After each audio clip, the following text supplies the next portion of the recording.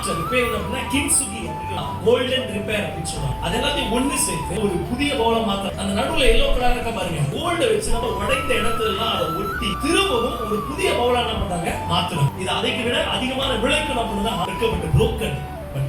முன்னாடி இருக்கும் பொழுதை விட இப்ப விற்கும் பொழுது அதிகமான விலைக்கு போகுது. முன்னாடி வெறும் ஒரு கருப்பு கலர் ப்ளூ கலர் ரோல தான் இருந்தது. இப்ப அதுல என்ன சேர்த்து இருக்காங்க அப்படின்னா தங்கத்தை சேர்த்துடைய விலை வேணும் அப்படின்னு சொன்னா அது இன்னும் விலை உயர்ந்ததாக மாற்றப்படுது. எனக்கு தூக்கி போட போறாங்கன்னு நினைச்சிருக்கோம்.